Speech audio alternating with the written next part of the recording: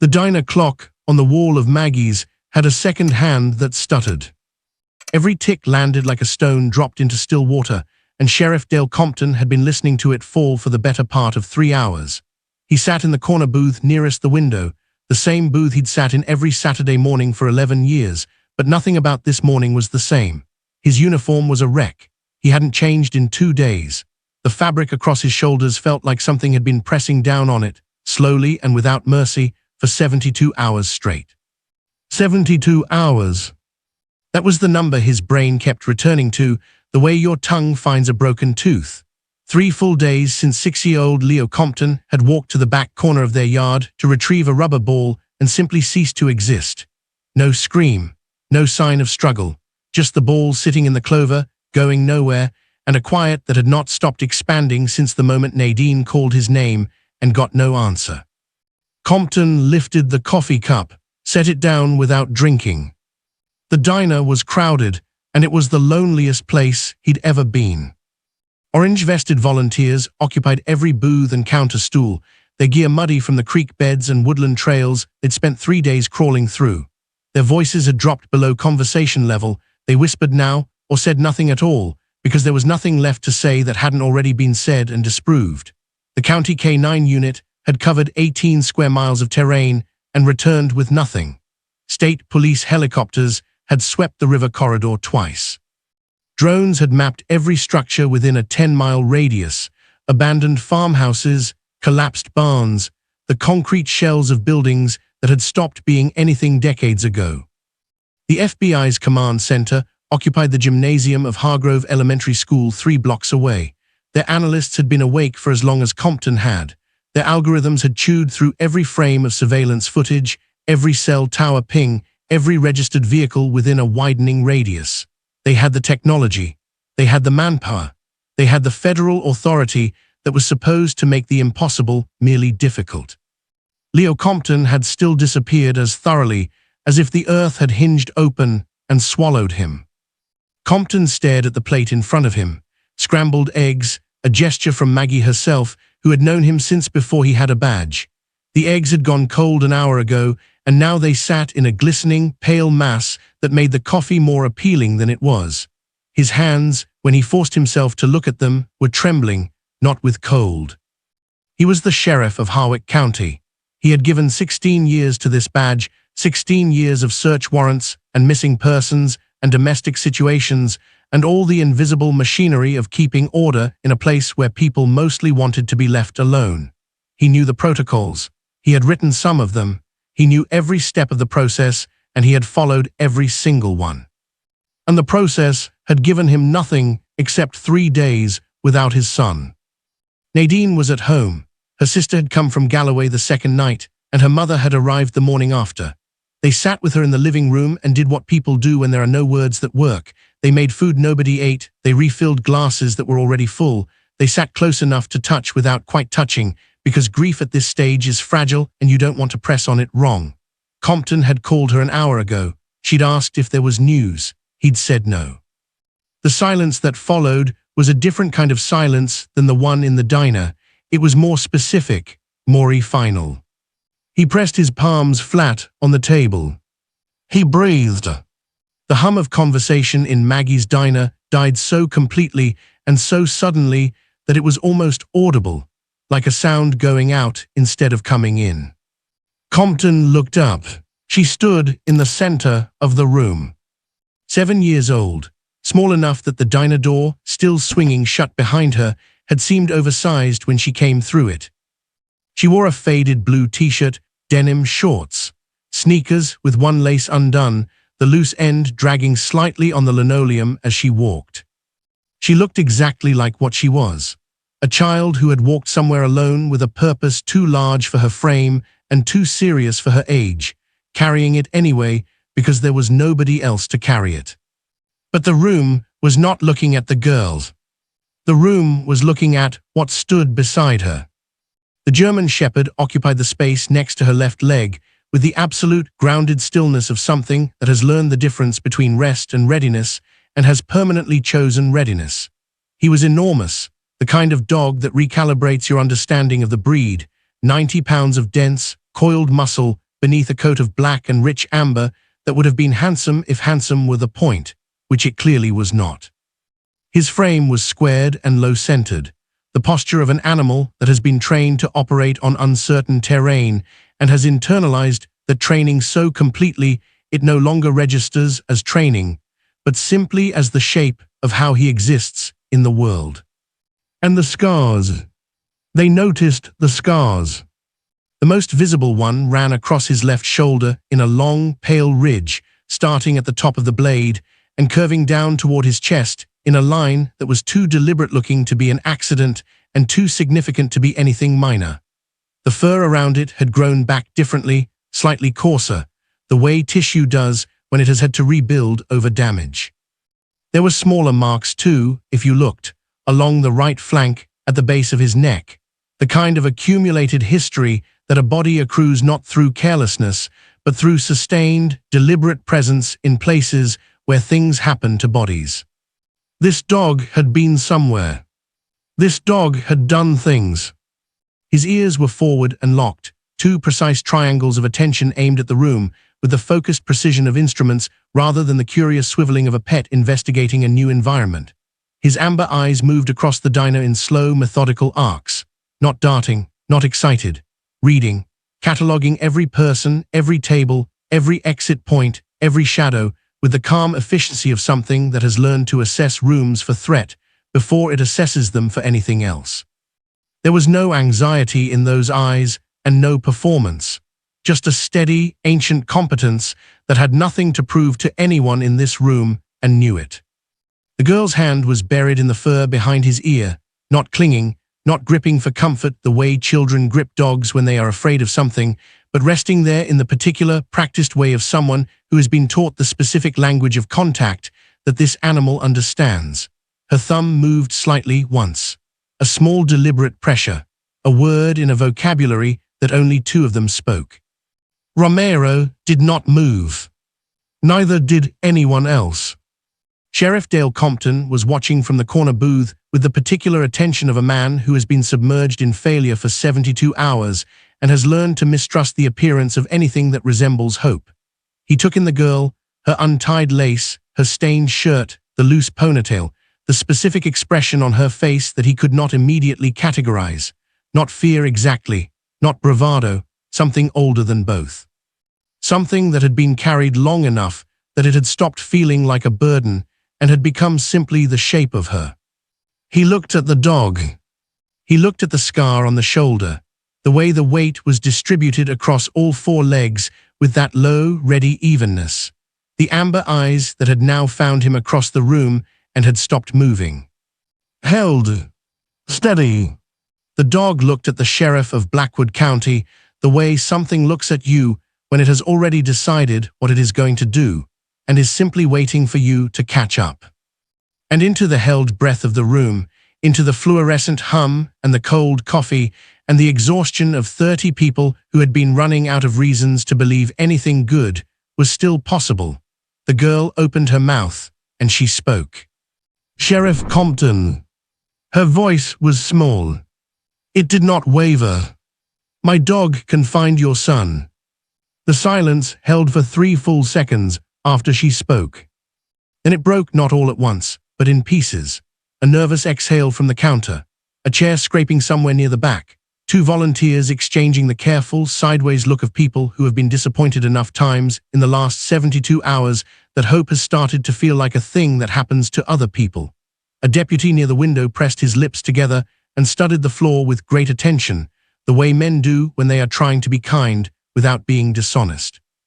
Deputy Hank Greer moved first, crossing the linoleum with the slow, open-handed approach of someone who has been trained to de-escalate everything, including the impossible. He stopped a few feet from the girl and crouched slightly, bringing himself closer to her level without quite reaching it. Hey there, sweetheart. His voice was as soft as he could make it. That took real courage, coming in here, we mean that. He paused, choosing his words with the visible care of a man navigating something fragile. But we've had professional K-9 units working every grid in this county since the first hour. Experienced dogs, experienced handlers. They've covered ground we didn't even think to map. The girl did not step back. Her chin lifted, barely a millimeter, barely anything, and yet the room registered it the way a room registers a shift in pressure. Something had changed in her posture. Not defiance exactly, something quieter than defiance and more durable. "Romero isn't like those dogs," she said. Sheriff Dale Compton was already moving. He didn't decide to stand. His body made the decision before his mind ratified it, knees pushing him out of the booth, legs crossing the diner floor, stopping a few feet from the girl and the animal beside her. He went to one knee, brought his eyes level with hers and stayed there, not as a performance of patience, but because something in him recognized that this moment required it. Her eyes were green, wide, carrying behind them the specific, settled weight of someone who has survived a loss large enough to rearrange everything and has had to learn how to live in the rearranged version. He had seen that look before, in the eyes of adults who had been through the unsurvivable and survived it anyway. He had never seen it in a face this young. "Tell me," he said quietly, "tell me about the dog." Hilda looked at him for a moment, assessing, in her way, the same way Romero had assessed the room. Then she took a breath, and she began. Her father's name was Gabriel Voss. She said it the way people say names they have practiced keeping real, out loud, to themselves, in the dark, because saying a name is the smallest and most necessary act of refusal against forgetting. Gabriel Voss, Special Operations K-9 handler, 12 years of service. A man who had gone to places that didn't appear on the maps that civilians ever saw, who had done work that would never be detailed in any public record, who had come home between deployments smelling of aircraft fuel and somewhere foreign, and who had always come home until the time he didn't. Romero had been his partner for 6 of those 12 years. 6 years of training and fieldwork, and the particular compressed intimacy of two beings who operate together in high-stakes silence long enough that communication stops requiring words. 6 years of overseas work. Of tracking through terrain that was designed to be untrackable. Of finding people in places where people had been deliberately hidden. The dog beside this small girl had done things in service of this country that most of the people in this diner would never know about, in places most of them would never be able to find. And then came the mission that ended Gabriel Voss. Hilda said it plainly, without ornamentation, the way children sometimes deliver the largest facts straight, unadorned, because they haven't yet learned the adult habit of softening the unsurvivable with language. Her father was killed in the line of duty 14 months ago, a classified operation. He did not come home. The room absorbed this without sound. Romero had been in the same mission. A piece of shrapnel had found his rear left leg, not catastrophically, not in a way that ended him on the spot, but in a way that changed his mechanics.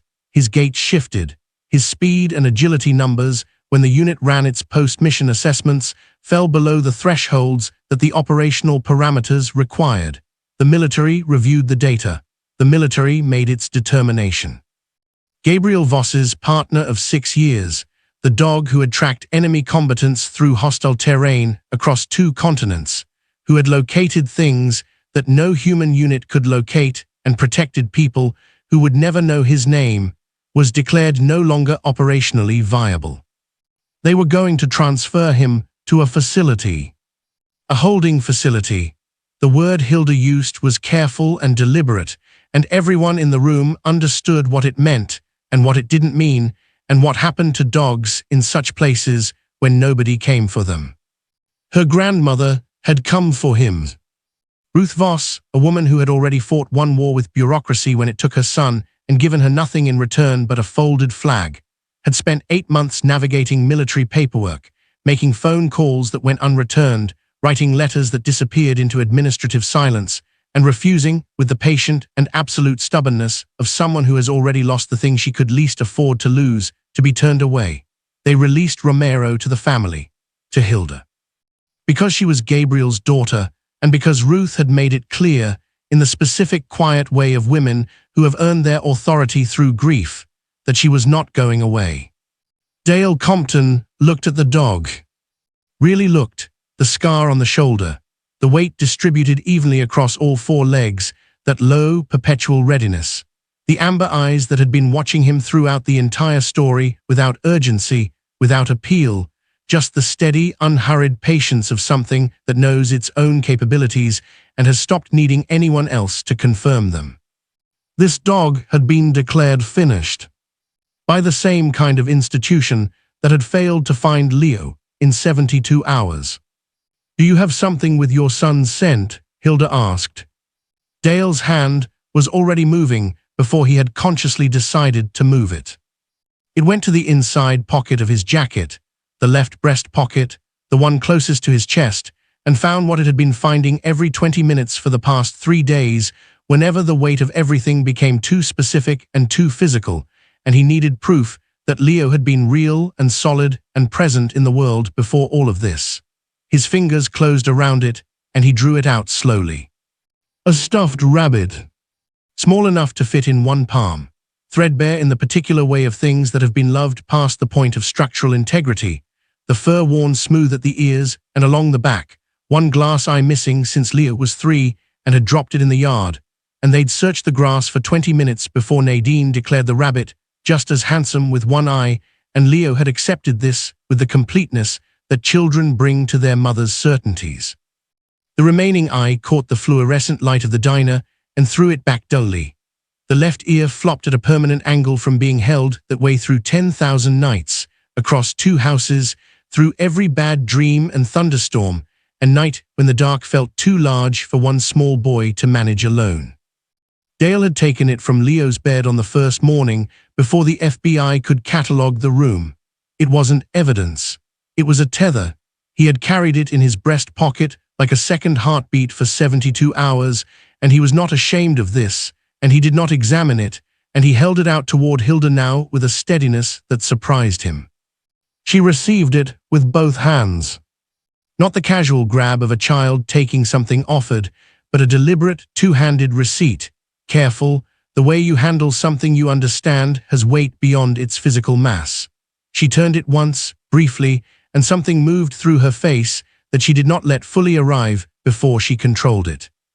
Then she crouched beside Romero in one fluid, practiced motion, back straight, weight balanced, the specific crouch of someone who has done this so many times it has become the body's first language, and she held the rabbit out in the open air before the dog's nose, not pressing it to his face, presenting it the way a handler does. The way her father had done, in training videos she had watched until she had them memorized, in the field photographs her grandmother kept in an album on the second shelf, in the muscle memory she had built from watching and replicating and watching again, because it was the only part of him she could still learn from. "Romero," she said. Her voice dropped into a register the room hadn't heard from her yet. Lower, steadier, stripped of everything except function, a handler's voice, precise and calm and carrying in it the specific authority that this animal had been trained to respond to, not the authority of volume or command, but the authority of absolute clarity of intention. "Zaji." What happened next stopped every person in the diner. The dog's entire body reorganized itself in under 2 seconds. He had been still before, the controlled, professional stillness that had unsettled the room since he walked in. But that had been the stillness of a system at idle, a weapon at rest, an engine that is off but warm. What happened now was different. Every muscle in his frame went to a different kind of tension, not tighter exactly, but more directed, all of it suddenly aimed at the same point, the way a lens focuses scattered light into something that can start a fire. His nostrils worked the air around the rabbit in rapid, overlapping passes, inhaling, processing, building from the molecules of a worn, stuffed animal, the complete and irreversible olfactory signature of one 6-year-old boy named Leo, mapping it into whatever part of him understood such things with a precision that no database and no algorithm and no federal resource currently occupying the gymnasium of Blackwood Elementary could replicate or approximate. His head lifted. His ears locked vertical, 2 perfect instruments orienting to a signal. From deep in his chest, a sound began, not quite a whine, not quite a growl, a frequency, the sound of a system receiving a mission and confirming the lock. He turned toward the door. The leash pulled taut. "He's got it." Hilda's voice was just above a whisper and completely without doubt. "He's locked on. We need to move now." Dale Compton was on his feet. His radio crackled at his hip, dispatch running the hourly check-in, the search coordinator asking for his position, the familiar procedural hum of a system that had been running for 72 hours and had produced nothing. He looked at the radio. He looked at the dog, already pulling toward the exit with the leaning, purposeful urgency of something that has found the thread and will not release it under any condition. He silenced the radio. Deputy Greer said his name once, the way you say a name when you are not sure you have the standing to stop someone but feel obligated to try. Dale heard it and kept moving. Sheriff Crawford already had his own radio up. "All units, we have a possible lead on Leo Compton. Converge on Main Street from Patty's Diner. All units move." Before we follow them into what comes next, we need to say something about the man waiting in the dark. Billy Drucker did not break under pressure. He planned in comfort. He used 16 years of institutional knowledge, every blind spot, every gap, every procedural weakness he had helped build as a blueprint for betrayal. He is what bitterness looks like when it has had enough time to become methodical. Romero was also discarded by an institution, evaluated, measured, and set aside. The difference is what you choose to do with that. If you believe loyalty doesn't expire, that the duty doesn't end when the paperwork does, subscribe. This channel is built for people who still believe that. Join a community that honors the ones who showed up anyway. They came out of the diner into the cold morning, air like water released from pressure. Dale, Crawford, Greer, 4 deputies, and a cluster of volunteers who had been close enough to the door to follow without stopping to think about whether they should. The sky above Main Street was the deep, bruised purple of pre-dawn, the eastern horizon barely beginning to separate from the tree line. Romero hit the parking lot gravel, and his nose dropped immediately, reading, sorting, eliminating, building the map that only he could see. He circled once, circled again tighter. Then his head came up with the clean, decisive lift of a compass needle finding north, and he pulled left with a controlled, leaning force that set Hilda's sneakers scraping on the gravel as she matched his stride. Left, away from every grid, away from every zone the official search had covered, documented, and closed. Toward whatever the system had not thought to look for, because the system had not thought to look there at all. Romero did not care about logic. This was the first thing Dale Compton understood as they crossed the parking lot and hit the street, that the animal pulling Hilda forward with that low, steady, inexorable force was operating from a place entirely beyond the reach of search grids and probability maps, and the collective institutional reasoning of everyone who had spent 3 days failing to find his son. The dog was not consulting a mental map of Blackwood's woodland corridors. He was not weighing the statistical likelihood of one zone versus another. He was following something invisible and absolute, a thread stitched into the air itself that only he could read, and he was following it the way water follows gravity, not by decision, but by nature. He went left on Main Street and kept going. Away from the forests, away from the creek corridors and the pine stands and the riverbank grids that 3 separate search and rescue teams had combed into exhaustion over the past 72 hours. Away from the logical places, the places that made sense on a map, the places that a child might wander into, the places that a search coordinator with a whiteboard and a pointer would circle first and check off with professional confidence. Away from all of it. Toward the eastern edge of Blackwood, where the town frayed, where the maintained streets gave way to cracked asphalt, and the cracked asphalt gave way to gravel, and the gravel eventually gave way to the kind of ground that belongs to places people have stopped paying attention to. The outskirts. The rusted, half-forgotten margins of a town that had grown inward and upward and left its edges to manage themselves. "He's going east," Deputy Greer said, pulling up beside Dale with his hand on his radio. His voice carried the particular tone of a man trying to frame a problem without quite saying what the problem is. "There's nothing out there, Sheriff. The Harkin construction site, The old drainage infrastructure lot. We ran a perimeter check on that whole sector the first morning. Dale watched Romero move and said nothing. Because what he was watching did not look like an animal following a guess.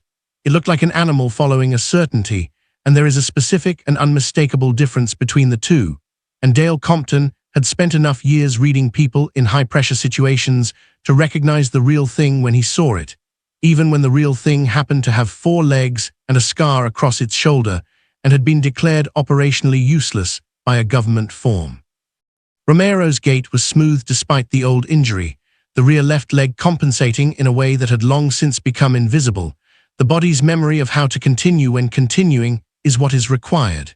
His nose worked the ground in fast, overlapping arcs as he moved, never fully lifting, reading the invisible record of where a small boy had been carried or walked or dragged through the cold air of a Blackwood morning 3 days ago.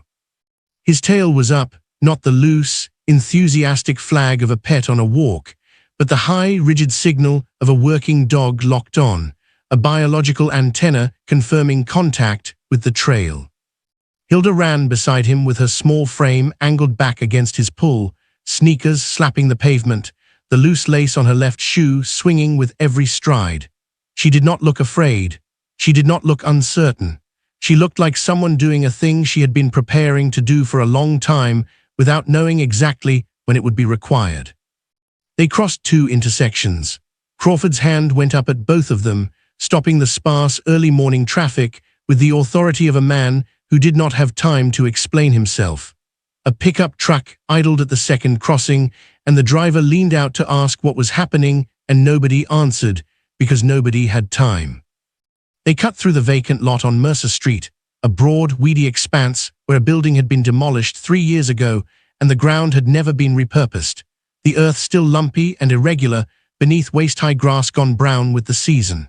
Romero plowed through without breaking stride, the tall weeds parting around his frame, his nose never lifting from the trail that ran through this overgrown, nowhere like a road only he could see. Hilda followed him in, the grass closing around her to the shoulders. Dale pushed through behind them, the dry stalks catching at his uniform, his boots finding the uncertain ground underneath. The deputies came through in a loose line. Nobody spoke. On the far side of the lot, the Harkin construction site rose against the pale early sky, a half-finished framework of steel and concrete, cranes motionless, scaffolding wrapped in plastic sheeting that stirred in the wind like something restless. Chain-link fencing ran the perimeter in long sections, sagging and bowing where years of weather had worked at the anchor posts. Warning signs hung at intervals, their orange fading toward rust, their authority fading with it. Beyond the construction, tucked behind a pushed earth berm and half hidden by the site's debris shadow, sat the infrastructure access lot, flat gravel, old and unmarked, scattered with the forgotten covers of a drainage network that most of Blackwood's current residents had never known existed. The official search teams had looked at this sector from the perimeter road, had noted the fencing, the warning signs, the apparent absence of any structure a child could be found in, had marked it checked and moved their grids elsewhere. Romero did not slow. He moved along the fence line with his nose to the base, reading, sorting, until he found the gap he seemed to know was there or knew would be there, 12 feet down where the bottom rail had pulled free from its ground anchor and left a dark triangle of space between metal and earth. He pushed through it without hesitation, his broad frame compressing, his scar-crossed shoulder ducking under the fence with the practiced ease of an animal that has moved through worse obstacles in worse conditions without stopping to calculate whether it was possible. Hilda was through the gap before Dale had reached it. He hit the fence with both hands and wrenched. Dale wrenched the gap wider with both hands, the metal biting into his palms, the fence groaning against his weight like something that had not been moved in years, and resented the interruption. He got his shoulder through, then his chest, then the rest of him, and straightened on the other side to find Romero already 20 feet into the infrastructure lot, moving between the old concrete access covers with his nose working the gravel in fast, deliberate spirals. 3 deputies came through behind him. 2 more worked at the fence with tools from the nearest cruiser, pulling the gap open wide enough for the rest to follow without tearing uniform fabric on rusted metal. Crawford was on his radio, repositioning units to the eastern perimeter, his voice low and controlled and carrying in it the particular calm of a man who has decided to trust something he cannot fully explain and is not going to examine that decision until later. The lot was flat and colorless in the early light, gray gravel, gray concrete covers, gray sky pressing down from above with the specific heaviness of a morning that has not yet committed to becoming day. Old warning signs on temporary posts marked the perimeter of the construction zone's restricted area, their lettering faded to near illegibility.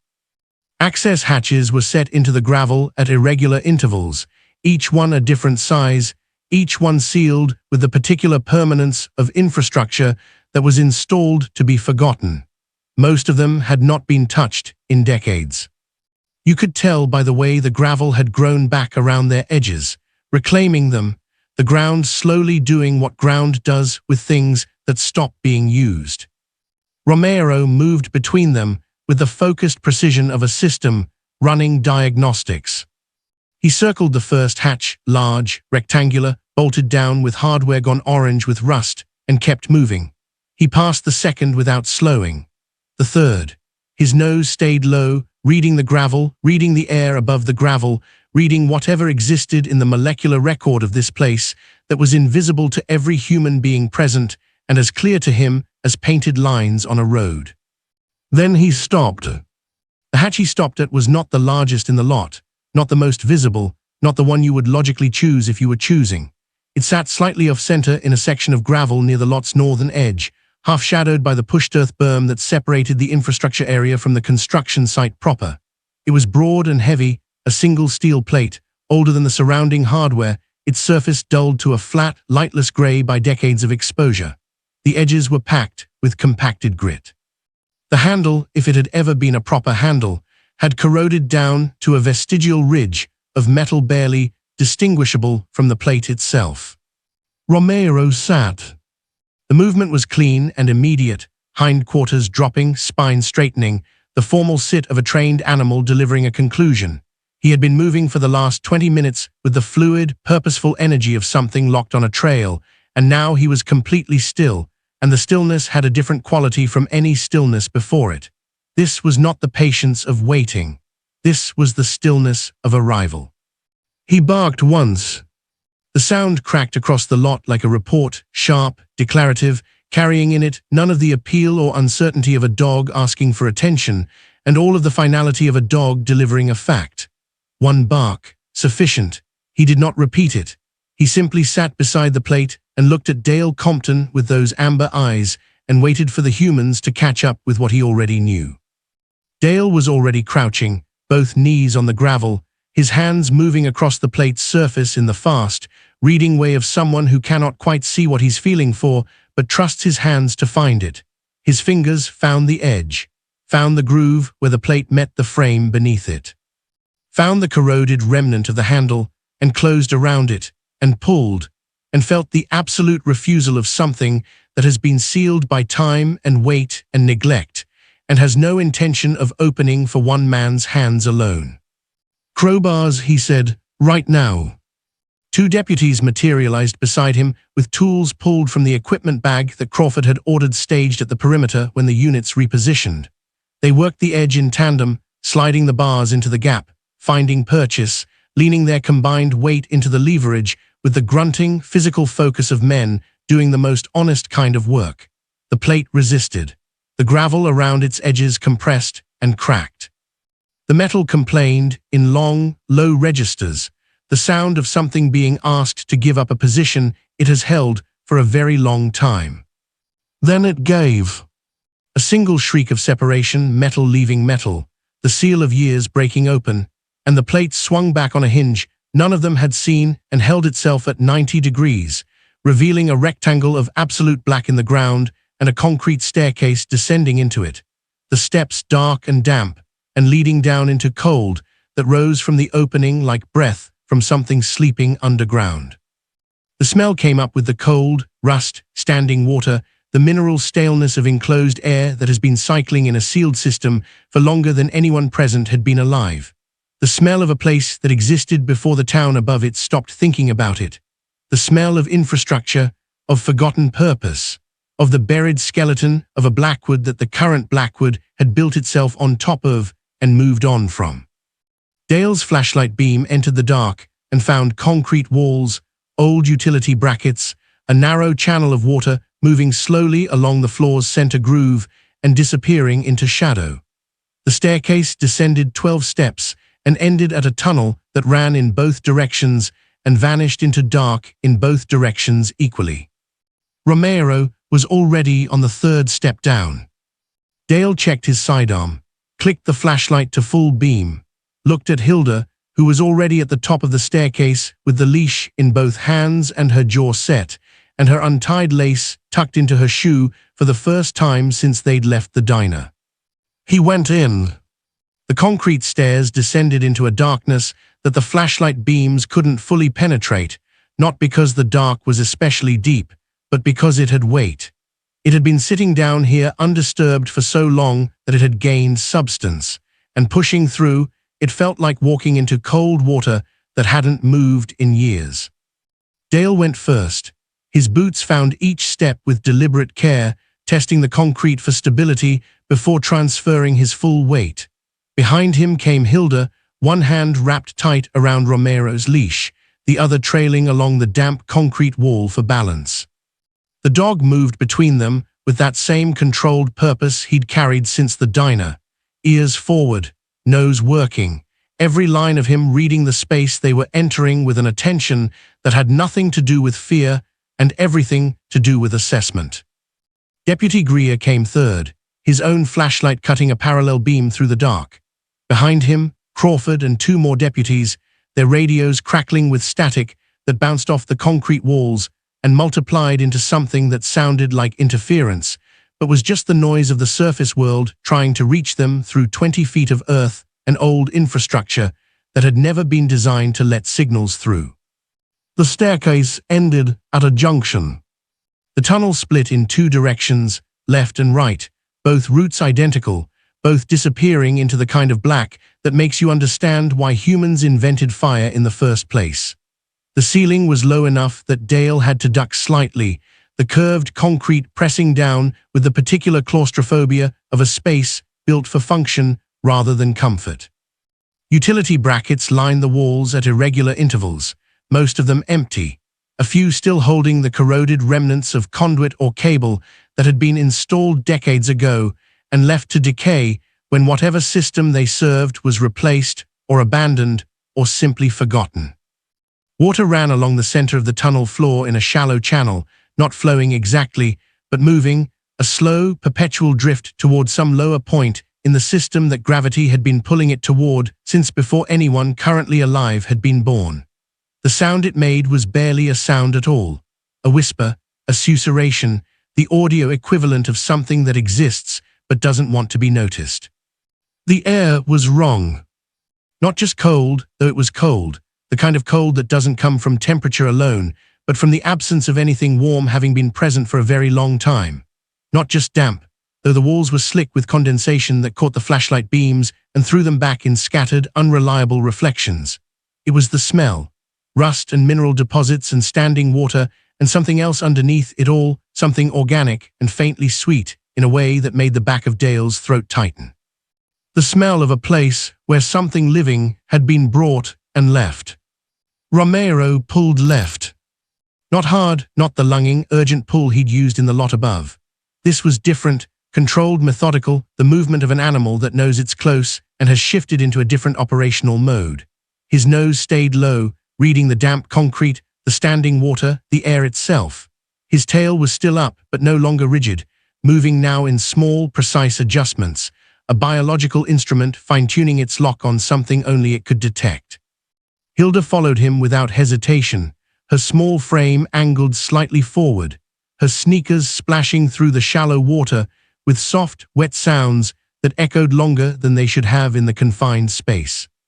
Dale kept pace beside her, his hand resting on the grip of his sidearm, not drawn, not yet, but ready, because every instinct he developed over 16 years of wearing a badge was telling him that the thing at the end of this tunnel was not going to be something that wanted to be found. They moved deeper. The tunnel curved gradually to the left, following some architectural logic that had made sense to the engineers who designed it, but was invisible to anyone walking through it now. Side passages appeared at intervals, narrow access shafts, some of them gated with old chain link, some of them open and leading into smaller channels that branched away into the dark like capillaries off a main artery. Romero ignored all of them. His focus was absolute, his trajectory unwavering, following a trail that ran straight through this buried maze like a thread stitched through fabric. Greer's flashlight beam swept the walls as they walked, catching details that surfaced briefly and then dissolved back into shadow. Graffiti in faded spray paint, dates from the 80s, initials inside hearts, the territorial markings of teenagers who had found this place decades ago and left their proof of passage before moving on to whatever lives they'd built above ground. A rusted shopping cart wedged sideways in one of the side passages, its wire frame collapsed and oxidized into something that barely resembled what it had been. A single work boot lying on its side in the water channel, the leather so degraded it had become part of the general organic slurry of things slowly returning to their component elements in the dark. Then Romero stopped. He didn't sit this time. He stood absolutely still in the center of the tunnel, his nose pointed towards something on the ground 10 feet ahead, his body gone rigid in a way that had nothing to do with the formal alert posture he'd used at the hatch and everything to do with recognition. Dale's flashlight beam found it first. A shoe. Small, child-sized, blue canvas with white rubber toe caps and Velcro straps instead of laces, the kind of shoe designed for small hands that haven't mastered the fine motor control of tying knots yet. It sat upright against the tunnel wall where the concrete met the floor, positioned with the careful, unnatural precision of something that had been placed rather than dropped. The fabric was soaked through, darkened with moisture, but the color was still visible beneath the wet, still recognizable. Dale had bought those shoes.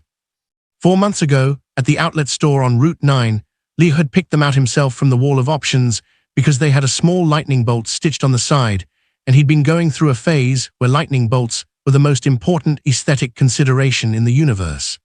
Dale had paid $42 for them, and Leo had worn them every day since, including the day he'd walked to the back corner of the yard to retrieve a rubber ball and disappeared. Dale's knees hit the wet concrete before he'd consciously decided to crouch. His hand reached for the shoe and stopped an inch away, some remaining fragment of procedural thinking catching him, reminding him that this was evidence, that it needed to be photographed and documented and preserved exactly as found before anyone touched it. His fingers hovered there in the space between wanting to grab something that belonged to his son and knowing that grabbing it might compromise whatever information it could provide about who had put it here and why. Crawford's camera clicked twice, 3 times.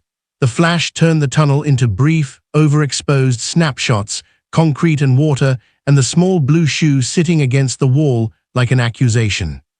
"Bag it," Crawford said quietly. Greer produced an evidence bag from his kit and moved forward with the careful, practiced motions of someone who has bagged 1,000 items at 1,000 scenes and has learned to do it without thinking about what the items mean to the people they belong to. He lifted the shoe, sealed it, labeled it. Dale stood slowly, his legs unsteady beneath him, his heart doing something arrhythmic and painful in his chest. Because if the shoe was here, then Leo had been here. And if someone had removed the shoe and placed it where it would be found by anyone who came looking, then whoever had Leo wanted them to know he'd been here. Wanted them to know he was close. Wanted them to keep coming. "There," Hilda said. Her voice was small and tight and pointing.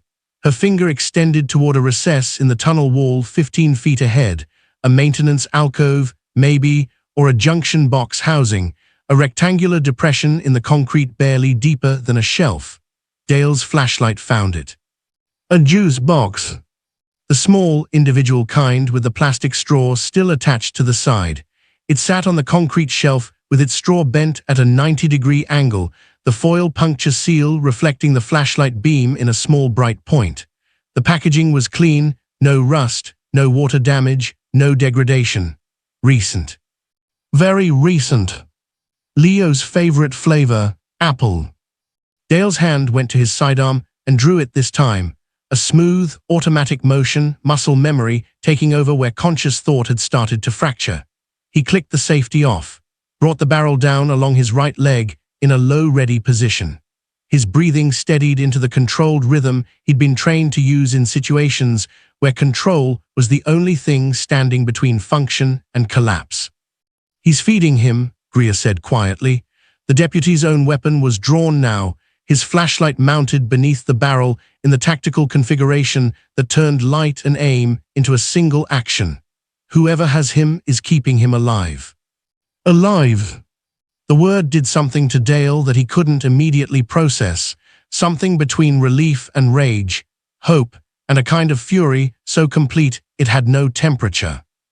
Because alive meant Leo was still down here somewhere in this buried network of forgotten infrastructure, and alive meant there was still time, and alive meant that someone had taken his son and brought him into the dark, and was keeping him here for reasons that Dale's mind could not and would not approach, because approaching them would require acknowledging possibilities that would break him in ways he couldn't afford to break until Leo was found. Romero pulled forward again. Harder this time. The leash went taut in Hilda's hands, and she leaned back against it, her sneakers scraping on the wet concrete, her small frame no match for 90 pounds of dog that had decided the time for careful searching was over and the time for direct action had arrived. "He's close," Hilda said. Her voice carried the specific certainty of someone translating a language only she and the dog spoke. "Romero knows. He's locked on hard now." The tunnel curved again, sharper this time, almost 90 degrees, the architecture shifting from the broad main channel into something narrower, more utilitarian, the kind of passage designed for access rather than transit. The ceiling dropped lower. Dale had to duck fully now, his shoulders brushing both walls, his boots splashing through water that had grown deeper and colder and more stagnant. Then Romero stopped and growled. Not the alert sound from before, not the controlled frequency of a dog confirming a scent lock. This was different, deeper, older, coming from some place in the animal's chest that had nothing to do with training and everything to do with the part of him that was still wolf, still predator, still capable of recognizing threat, and responding to it with the kind of violence that civilization had bred out of most dogs, but had left intact in the ones whose job required it. Dale's flashlight beam found what Romero had found. A door. Set into the tunnel wall at the end of the passage, steel, heavy, institutional, the kind of door designed to seal something off permanently. It had a wheel lock in the center, the kind you turn to engage the bolts, and a small wire-reinforced window at eye level, dark and reflecting nothing. And beneath the door, in the thin gap where the seal met the concrete, light. Not bright, not the hard fluorescent glare of a maintained space. Dim, flickering, the orange-yellow of a battery-powered lantern or a camping light, the kind of illumination that says someone is in there and that someone has been in there long enough to set up a light source and doesn't plan on leaving anytime soon. Dale's radio crackled, Crawford's voice, low and controlled, speaking into the frequency that connected them to the units above ground. "We have a location. Maintenance door at the end of the northwest access tunnel. Possible subject inside. All units converge on the infrastructure lot. Prepare for extraction." The static hissed back, confirmation codes, movement orders, the procedural language of law enforcement mobilizing around a point of contact. But Dale wasn't listening to the radio anymore. Because through the door, muffled and distant, but unmistakable, came a sound that stopped his heart and restarted it in the same instant. A child's voice. Crying. Calling for his dad. Billy used his knowledge of the law to commit a crime. He thought he could outsmart everyone, thought 16 years wearing a badge had taught him every blind spot, every procedural gap, every weakness in the system he'd helped build. Do you think a man like Billy deserves a second chance, or should the law be even tougher on those who betray their badge? Comment, justice for Leo, and like this video to show you stand against betrayal. Dale's hand went to the wheel lock before anyone could stop him. His fingers closed around the cold metal and turned, hard, fast, the mechanical resistance of a seal that hadn't been opened in years giving way with a shriek that echoed down the tunnel like something wounded. The bolts disengaged. The door swung inward on hinges that screamed in registers that made your teeth hurt, and the narrow passage beyond opened up into a space that had never been meant to be anything except forgotten. A maintenance room. Maybe 12 feet by 12 feet.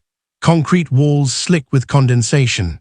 A ceiling so low that Dale had to duck as he entered, his shoulders hunched, his weapon leading him through the doorway with the practiced economy of someone who has cleared rooms before and knows that hesitation in a threshold is how people die. The air inside was thick, warmer than the tunnel, but not warm, carrying the particular closeness of a space where living things have been breathing and existing, and using up oxygen in a sealed environment for longer than is healthy. The light came from a battery lantern sitting on an overturned plastic crate in the corner. Its glow was orange and failing, the batteries dying slowly, casting shadows that moved across the walls in ways that had nothing to do with anyone moving and everything to do with the unstable flicker of a light source running out of power.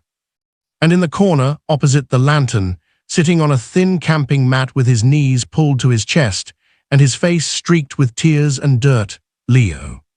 6 years old, wearing the same Iron Man t-shirt he'd had on 3 days ago when he'd walked to the back of the yard.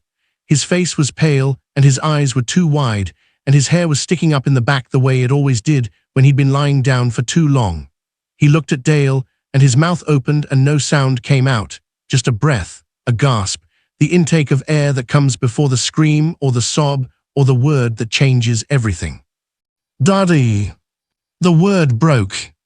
Dale was already moving, 2 steps into the room, his weapon still raised, his eyes sweeping the space for threats even as every cell in his body wanted to drop everything and grab his son and never let go.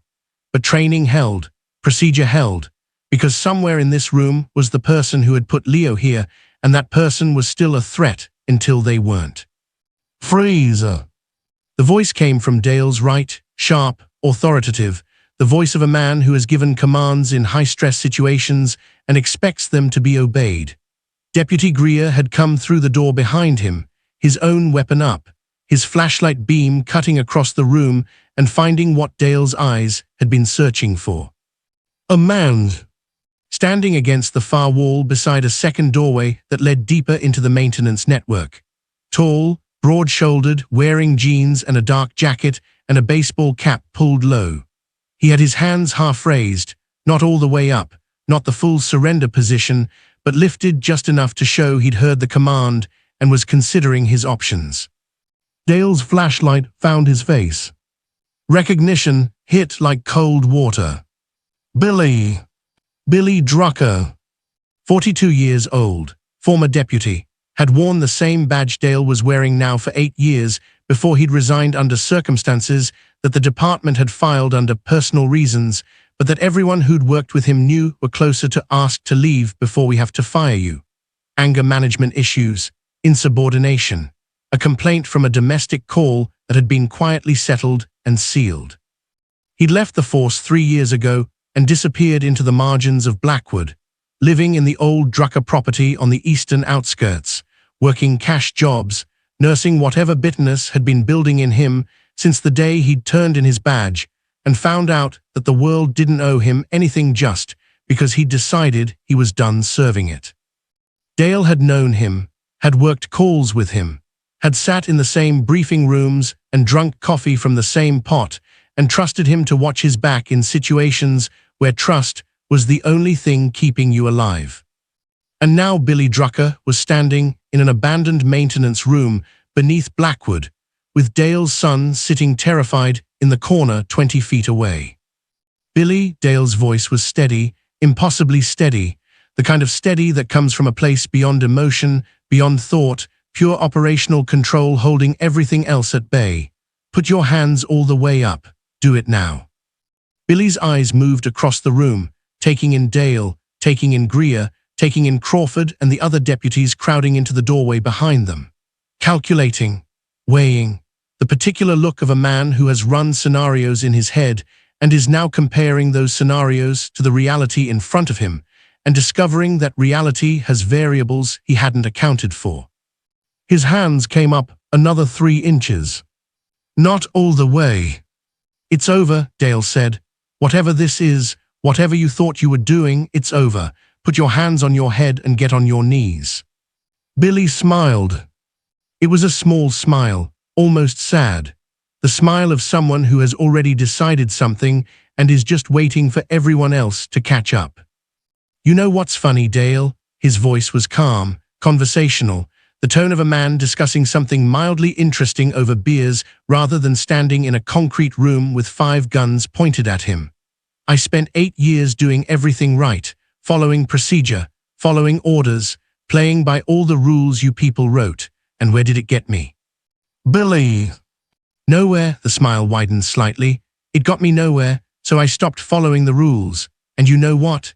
It turns out the system you all worship is full of holes, blind spots, places where people like me can move without anyone noticing, because you're all so busy following protocol that you forget to actually look. His right hand dropped. Just a few inches, just enough to move toward the pocket of his jacket. Don't, Dale started. Everything happened in under 2 seconds. Billy's hand went into his pocket and started to come out holding something dark and metallic that caught the lantern light in a way that made every person in that room recognize the shape, even before their conscious minds had processed what they were seeing. Greer's voice shouted a warning, gun, the syllable sharp and loud, and already too late because Billy was already moving, already pivoting toward the doorway behind him, already making the calculation that his only escape was through the maintenance tunnel and that he could get there if he moved fast enough and fired enough rounds to make the deputies take cover instead of shooting back. He didn't account for Romero. The dog had come through the door behind Crawford, silent, low, every line of him coiled and ready. He hadn't barked when they'd entered, hadn't alerted, had simply moved into the room with the controlled purpose of something that was done searching and had shifted into a different operational mode entirely. He'd positioned himself between Hilda and the door, his body angled slightly toward Billy, his amber eyes tracking every movement with the focused attention of something waiting for the exact right moment to act. The moment Billy's hand came out of his pocket holding the gun, Romero launched. There was no hesitation, no waiting for a command from Hilda or a signal from Dale or permission from anyone. The training that Gabriel Voss had drilled into him across 6 years and 2 continents had included a very specific protocol for situations where a weapon appeared in the hands of a threat, and that protocol was simple and absolute and had nothing to do with waiting for human decision-making processes to run their course. 90 pounds of German Shepherd crossed 12 feet of concrete floor in less than a second, a fluid, low-trajectory leap that came from the side, from Billy's blind spot, aimed not at the gun, but at the arm holding it. Romero's jaws closed around Billy's forearm just above the wrist, with the precise, crushing force of something designed by evolution and refined by training to stop a threat, by removing its ability to continue being a threat. Billy screamed. The gun clattered to the concrete floor and skittered toward the corner where Leo was huddled, and 3 deputies were already on it, Crawford diving, Greer covering, a 3rd deputy whose name Dale couldn't remember kicking the weapon away from Billy's reach and pinning it under his boot. Romero didn't let go. He held the arm, his teeth locked through fabric and into muscle, his body weight pulling Billy down and sideways, forcing him to the ground with the mechanical efficiency of a system executing its primary function. There was no rage in it, no anger, just the absolute, unhesitating application of force in the exact amount and direction required to neutralize the threat without killing it. Billy hit the concrete hard, shoulder first, then hip, his free hand slapping the wet floor as his legs went out from under him. He tried to twist away, tried to pull his arm free, and Romero adjusted instantly, shifting his grip, his rear legs bracing against the floor to maintain the leverage that kept Billy pinned and unable to reach for anything with his remaining functional hand. "Call him off." Billy's voice was high and tight, and carrying in it the particular panic of a man who has spent his entire life around dogs and knows exactly how much damage this one could do if it decided to escalate from control hold to something more permanent. "Call the dog off." Dale was already beside Leo. His weapon was holstered. His hands were on his son's face, his shoulders, checking for injuries with the fast, systematic assessment of someone who needs to know right now if medical intervention is required. Leo was shaking, whole body tremors that came from cold and fear and 72 hours of existing in a state of terror that no 6-year-old should ever have to understand. But he was intact, no blood, no visible trauma. Just scared in the deep, pervasive way that doesn't heal quickly and leaves marks that nobody else can see. "I've got you," Dale said. His voice was rough and breaking, and he didn't care. "I've got you, buddy. You're safe now." Leo's arms went around his father's neck and held on with the desperate, total grip of someone who has been underwater too long and has just reached the surface. "Hilda," Dale looked over his shoulder at the girl standing in the doorway, her hand still holding Romero's leash, even though the leash was slack now and unnecessary, because the dog was exactly where he was supposed to be, doing exactly what he was supposed to do. "Call him off. He did his job. It's done." Hilda stepped forward. She crouched beside Romero and placed one small hand on the thick fur between his shoulder blades, not pulling, not forcing, just contact, just presence, just the specific touch that carried in it the unspoken language she and this dog had built in the 14 months since her father had stopped coming home. She spoke one word, low, calm, absolute. "Oz." Romero released immediately. His jaws opened, his head pulled back, and he stepped away from Billy's arm with the same controlled precision he'd used to take it. No lingering, no unnecessary force, just clean disengagement and a smooth return to a sitting position 3 feet away where he could maintain visual contact with the subject and respond if the subject decided to do something else that required response. Billy's arm hung useless at his side, blood seeping through the torn fabric of his jacket where Romero's teeth had found purchase. He was breathing hard, his face pale, his eyes moving between Dale and the deputies and the dog with the particular look of someone whose plan has collapsed so completely that he no longer has any framework for understanding what happens next. 2 deputies moved in with handcuffs. Billy didn't resist.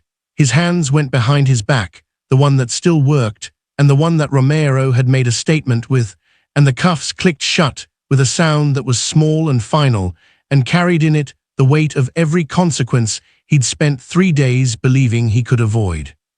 Crawford was on his radio, calling for paramedics, calling for backup units, calling for crime scene techs and evidence teams, and all the procedural machinery that surrounds the moment when a child is found and a perpetrator is in custody and the immediate crisis is over, but the long, difficult work of processing what happened has only just begun.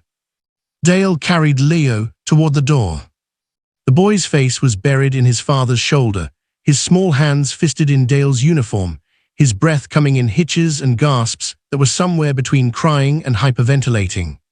Dale kept one hand on the back of his son's head, fingers tangled in that hair that stuck up in the back, and walked through the doorway into the tunnel where the air was cold and clean and moving and not trapped. Hilda followed with Romero at her side.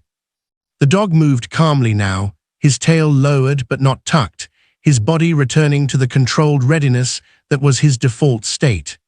There was blood on his muzzle, not his own, and he licked it away with the casual efficiency of something cleaning a tool after use.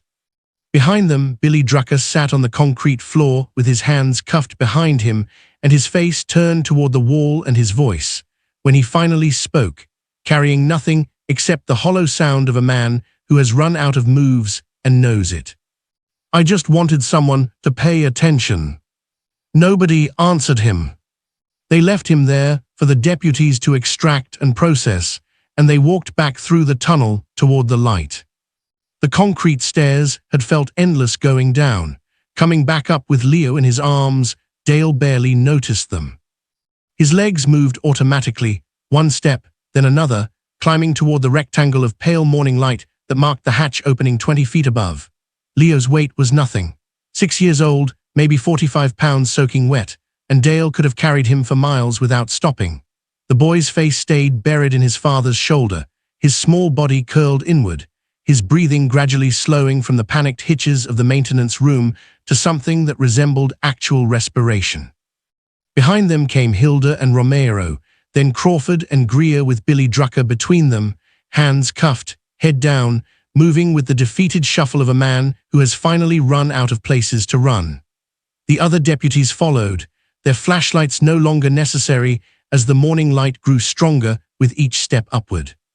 Dale emerged into the infrastructure lot, and the world exploded into noise. Sirens, radio chatter, the overlapping voices of 30 people trying to communicate at once. Emergency vehicles had converged on the lot while they were underground, ambulances, squad cars, the FBI's mobile command unit, all of them parked in chaotic angles across the gravel like someone had dumped a box of toys and left them where they fell. Personnel moved between the vehicles in purposeful vectors, paramedics staging equipment, agents establishing a perimeter, uniformed officers managing the crowd of volunteers and media that had somehow materialized in the 15 minutes since Crawford had radioed that Leo had been found. The sun was just clearing the tree line to the east, throwing long shadows across the lot and turning the gravel into something that looked almost gold in the horizontal light. The sky above was the pale, fragile blue of a winter morning that hasn't decided yet whether it's going to commit to being a good day or just a less terrible one. Dale walked through the chaos toward the nearest ambulance, and the world peeled away from him, sounds becoming distant, faces becoming indistinct, everything except Leo and the ground beneath his feet fading into a kind of peripheral blur that he'd experienced before in high-stress situations when his brain decided that certain inputs were essential and everything else was just noise that could be processed later or not at all. The paramedics met him halfway, a woman in her 30s with kind eyes and efficient hands, and a younger man carrying a medical bag that he was already opening as he walked. They tried to take Leo from Dale's arms and Dale's body refused, just locked up. His muscles went rigid around his son, and some deeper part of him that wasn't interested in logic or procedure sent a very clear message that nothing and nobody was taking this child away from him again. Sheriff, the woman's voice was gentle and professional and contained within it the understanding that she was dealing with a parent in a state that most training manuals don't adequately cover. We need to examine him, make sure he's okay. You can stay right here, right beside him, but we need to check him over. Dale's arms loosened incrementally. He lowered Leo onto the ambulance's rear bumper, slowly, carefully, maintaining contact the entire time, one hand on the boy's shoulder, even as the paramedics moved in with their flashlights and stethoscopes and blood pressure cuffs. Leo's eyes tracked his father's face with the desperate attention of someone who has learned in the last 72 hours that the people you trust can disappear without warning, and you need to watch them constantly to make sure they're still there. "I'm not going anywhere," Dale said quietly. "I'm right here, I promise." The examination took 4 minutes that felt like 40.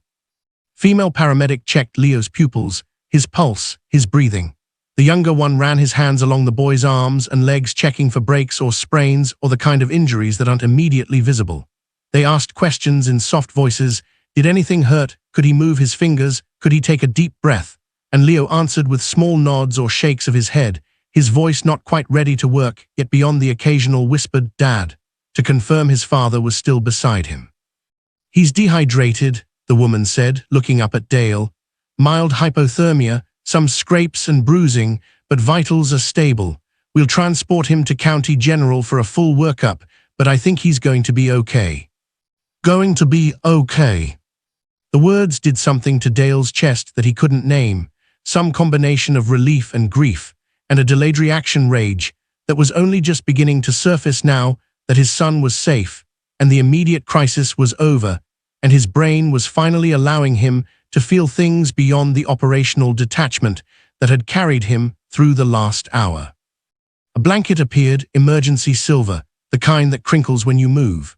The paramedics wrapped it around Leo's shoulders and he pulled it tight, his small hands gripping the edges, his face still pale but no longer quite so distant. Dale sat beside him on the bumper and Leo leaned into him with his full weight, and they stayed there while the chaos of the lot continued around them, and neither of them spoke, because there weren't words yet for what they were both feeling. Hilda approached slowly from Dale's left. Romero walked beside her with his head slightly lowered, his gait just barely off in a way that Dale's eye caught immediately, a hitch in the rear left leg, a tightness across the shoulders that suggested something was causing discomfort. The dog's muzzle had been wiped clean, but there was still darkness around his teeth, and his amber eyes, when they found Dale's, carried in them the calm satisfaction of something that has done the work it was meant to do and is now reporting task completion. "He's limping," Dale said. Hilda nodded. Her face was tight with concern that she was trying very hard to keep professional. The old injury, he pushed too hard, the scar tissue. "Miss Jane."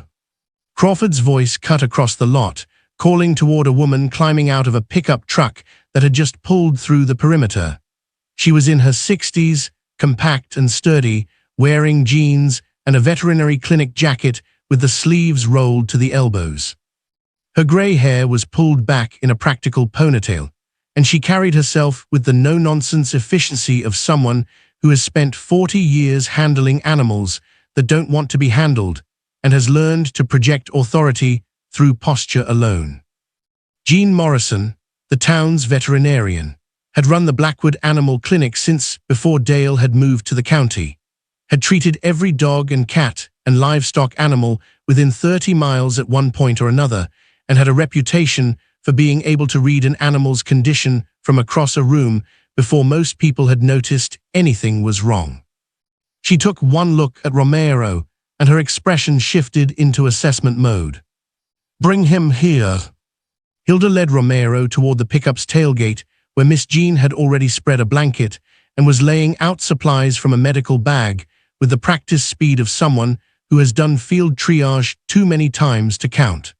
The dog followed without resistance, his training and his trust in Hilda overriding whatever discomfort he was experiencing.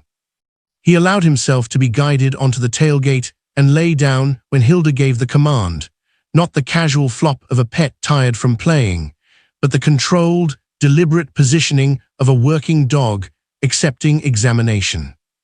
Miss Jean's hands moved across his frame, checking joints, feeling for heat, applying gentle pressure to muscles and watching for reactions. When her fingers found the old scar on his left shoulder, Romero's ears flicked back briefly and a small sound escaped his throat. Not quite a whine, just acknowledgement that yes, that spot hurts. "The tissue reopened," Miss Jean said, her voice carrying the particular calm of a professional delivering a diagnosis that's concerning but manageable. "Not badly, but he put stress on old damage and the scar tissue couldn't handle it. He needs stitches, antibiotics, rest." She looked at Hilda. This dog just did something extraordinary, but his body paid a price for it. Hilda's hand went to Romero's head, her fingers burying in the fur behind his ear in that specific spot that seemed to be their private language. The dog's tail moved once, a single, deliberate wag, the equivalent of a status report confirming that systems were operational despite the damage assessment. "He knew," Hilda said quietly, "he knew what it would cost. He did it anyway." Miss Jean began cleaning the wound with practiced efficiency, antiseptic, gauze, the kind of field care that would hold until they could get to the clinic for proper suturing. Romero held still throughout, his body relaxed despite the discomfort, his eyes half closed in the particular way of animals who have learned that sometimes you have to endure pain for a purpose, and the purpose makes the pain worthwhile. The crowd at the perimeter had grown. Word had spread through Blackwood with the speed that news travels in small towns when something impossible becomes possible. The missing boy found, the former deputy arrested, the war dog, and the 7-year-old girl who had done what 3 days of official searching couldn't do. People lined the chain-link fence, phones out, filming, photographing, bearing witness to the moment when the narrative they'd been told for 72 hours, that Leo Compton was probably dead, that the system had done everything possible, that sometimes children just disappear and never come back, revealed itself to be incomplete. The official search had been looking in the wrong world. They'd been searching forests and creeks and open terrain because that's what the protocols said to do, what the probability maps suggested, what the experience and training of every professional involved told them was the logical approach. They'd been operating from the assumption that a 6-year-old boy who wandered away would be found in the places 6-year-old boys wander to. They hadn't accounted for Billy Drucker. Hadn't accounted for someone who knew the system well enough to exploit its blind spots, who understood search patterns well enough to avoid them, who had access to the kind of institutional knowledge that comes from years of wearing a badge and watching how investigations work and fail. The system had failed because the system had been designed by people who couldn't imagine that one of their own would be the threat. A German shepherd, declared operationally useless by military bureaucracy, had succeeded because he'd been designed by evolution and training to find what was hidden, and because a 7-year-old girl had believed in him when every adult in the room had not. Dale watched Hilda with Romero and felt something shift in his chest. Gratitude, yes, but something larger than gratitude. Recognition, maybe. The understanding that this small girl with the worn sneakers and the loose ponytail had carried something precious through the last 14 months, had carried her father's legacy and his partner's purpose through her own grief, and had shown up at a diner at 6:47 on a cold morning because she understood that service doesn't end when the paperwork says it does. She'd been 7 years old, and she'd known what most of the adults in this town had forgotten. That sometimes the most important thing isn't following the rules. It's showing up anyway. The FBI's command vehicle pulled into the lot, and 2 agents emerged, dark suits, earpieces, the professional neutrality of federal law enforcement, arriving to take custody of a situation that local resources had technically resolved before they'd gotten there. They walked toward Crawford with the particular gait of people who are about to start asking detailed questions about chain of evidence and jurisdictional authority and all the procedural complexities that follow the moment when a child is recovered and a perpetrator is in custody. Dale didn't watch them. He stayed beside Leo on the ambulance bumper, one arm around his son's blanket-trapped shoulders, and looked at the morning sun clearing the tree line and turning the infrastructure lot into something that looked almost beautiful in the horizontal light. 72 hours. It was over. The memorial was unveiled on a Saturday morning, exactly 1 year after Leo Compton had been carried out of the darkness and into the light. Blackwood's town square had been transformed for the occasion, white folding chairs arranged in neat rows facing the covered monument, a temporary podium set up on the grass, speakers mounted on stands that carried the mayor's voice across the assembled crowd of 200 people who had come to witness something the town had decided it needed to remember. The monument itself stood 8 feet tall, dark granite, polished to a mirror finish that caught the morning sun and threw it back in sharp angles. It sat in the center of the square's eastern lawn, positioned so that anyone walking through would see it, would have to acknowledge it, would be forced to remember that heroism sometimes arrives in forms the system doesn't recognize until after the fact. Dale Compton stood in the front row with Leo beside him. The boy was 7 now, taller, steadier, carrying himself with the particular confidence of a child who has survived something unsurvivable and has slowly, painfully, learned that the world can be safe again. He wore dress pants and a button-up shirt that he'd only complained about twice during the drive over, and his hand rested in his father's with the casual, unconscious contact of someone who has stopped checking constantly to make sure his parent is still there. Therapy had helped. Time had helped. The knowledge that Billy Drucker was serving 18 years in a federal facility for kidnapping and assault, and a dozen other charges that the district attorney had stacked into a sentence long enough that Leo would be a grown man before his captor saw daylight again. That had helped too. But what had helped most was standing here now, watching the town acknowledge what had actually happened, refusing to let the narrative be rewritten or softened or filed away into the comfortable category of everything worked out in the end. Because everything hadn't worked out. The system had failed. A discarded war dog and a 7-year-old girl had succeeded where federal resources and professional searchers and all the institutional machinery of law enforcement had produced nothing except exhaustion and despair. That truth needed to be carved into granite and placed where people would have to walk past it. Hilda stood on Dale's other side.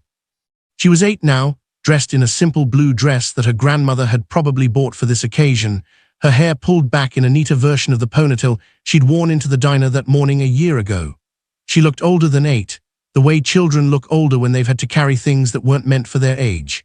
Her hands were clasped in front of her, her posture straight, pride, grief, the complicated mixture of both that comes from honoring someone who isn't here to see themselves honored.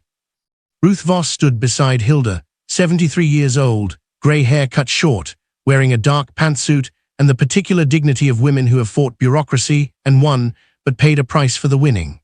Her hand rested on Hilda's shoulder with the gentle, constant contact of a grandmother who has learned that sometimes the most important thing you can do is just be present. Romero sat at Hilda's feet. The scar on his shoulder was more visible now than it had been a year ago. The reopened tissue had healed, but had healed differently, the fur around it growing in a slightly different texture, making the mark of service more pronounced rather than less. His rear left leg had never fully recovered from the stress of that final pursuit through the tunnels. He moved with a slight limp now, barely noticeable to anyone who didn't know him, but permanent, a price paid. He wore a service vest, dark blue with patches identifying him as a working dog, though his working days were technically over. The military had never officially changed his status from retired surplus to anything approaching recognition, because institutions don't like admitting they were wrong about their own assessments. But Blackwood had given him something the military hadn't, a home, a purpose, and a town that looked at him and saw exactly what he was. A hero who'd been told he was finished and had proven otherwise. The mayor finished his speech, something about courage and community and the importance of never giving up hope, and stepped aside. Crawford moved to the podium next, his sheriff's uniform pressed and formal, his face carrying the careful neutrality of a man who has spent the last year being interviewed by media outlets and asked to explain how a 7-year-old and a dog had succeeded where his department had failed. He'd answered honestly every time, had refused to soften it, had told the truth, that the system had blind spots, that procedure wasn't infallible, that sometimes the most important thing was recognizing when to stop following the map and start trusting the people who could see what the map couldn't show. This memorial, Crawford said into the microphone, his voice steady and clear, honors 2 individuals who served this country with distinction. Special Operations K-9 handler Gabriel Voss, who gave his life in classified service protecting people who will never know his name, and his partner, Romero, who was declared no longer operationally viable and discarded by the same institution he'd served for 6 years. He paused. A year ago, that same dog and Gabriel's daughter walked into a diner and offered to do what 3 days of official searching had failed to accomplish. They found Leo Compton. They brought him home.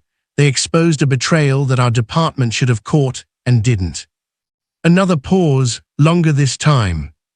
This memorial exists because we need to remember that institutions are fallible, that bureaucracy can be wrong, that sometimes the most important voices are the ones the system has stopped listening to. He stepped back. 2 volunteers moved to the monument and pulled the covering, a large canvas tarp that had been secured with temporary clips. It fell away in one smooth motion, revealing the granite beneath. The inscription was simple, direct, cut into the stone in letters deep enough that they'd still be readable in 50 years when everyone currently standing here was gone and the story had become history. Gabriel Voss, Special Operations, K9 handler, gave his life in service. Romero, military working dog, retired by the system, proven by his actions. Below the names, a single line. When the institution failed, loyalty prevailed. The crowd was silent. Dale felt Leo's hand tighten in his own. Hilda stepped forward. She moved to the base of the monument with Romero at her side, slow, formal, the walk of someone who has practiced this moment and wants to get it exactly right. She stopped before the granite and placed one small hand on the cold stone where her father's name was carved, her fingers tracing the letters with the particular care of someone touching something precious.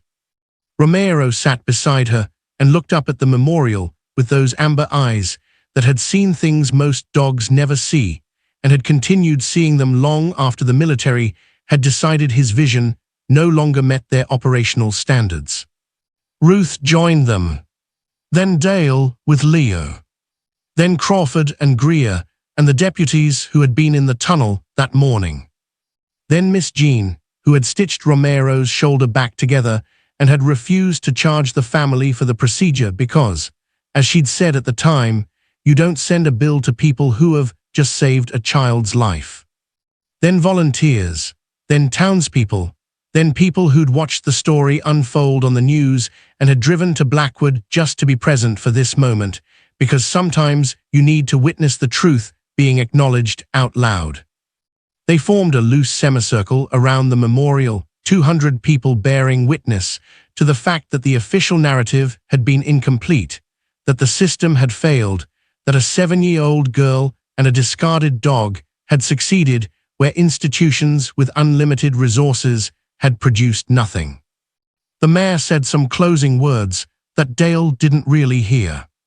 He was watching Hilda, watching her stand before the memorial with her hand on her father's name and her other hand buried in the fur behind Romero's ear, and seeing in her face the specific expression of someone who has carried something heavy for a very long time and has finally been given permission to set it down.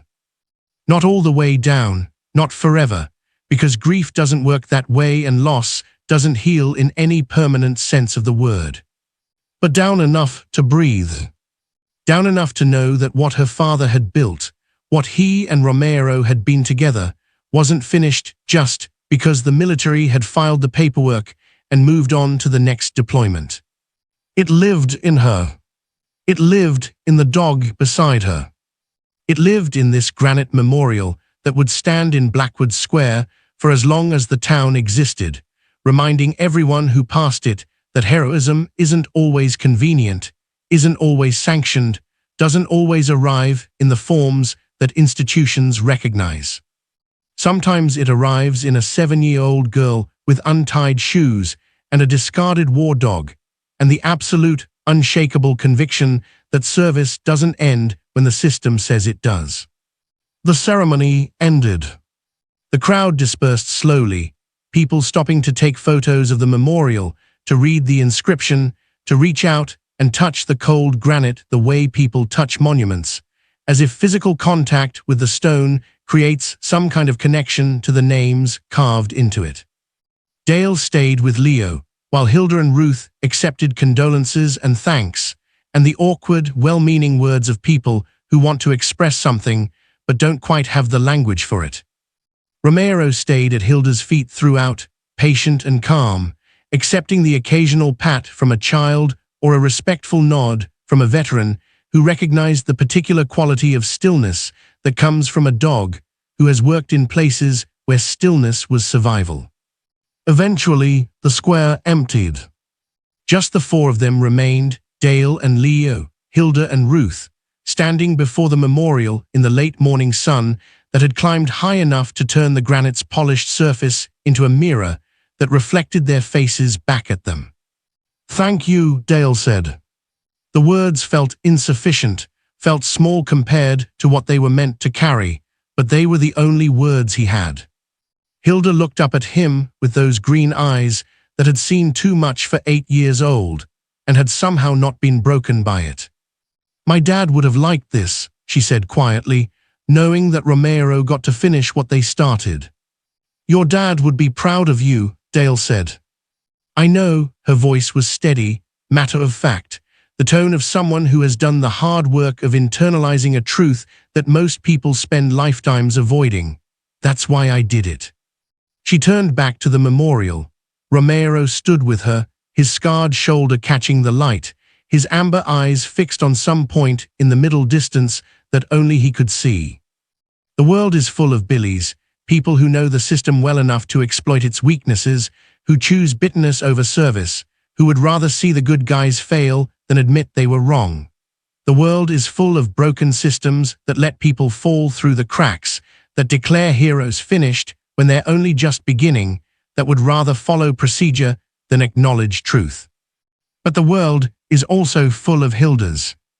People who show up anyway, who carry their father's legacy through their own grief, who refuse to accept that institutions are infallible or that bureaucracy gets the final word on who matters and who doesn't.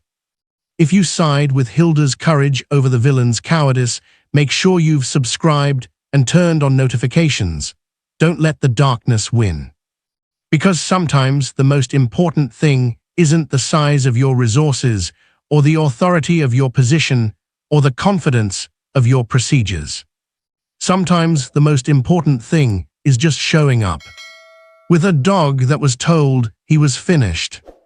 And a girl who knew better.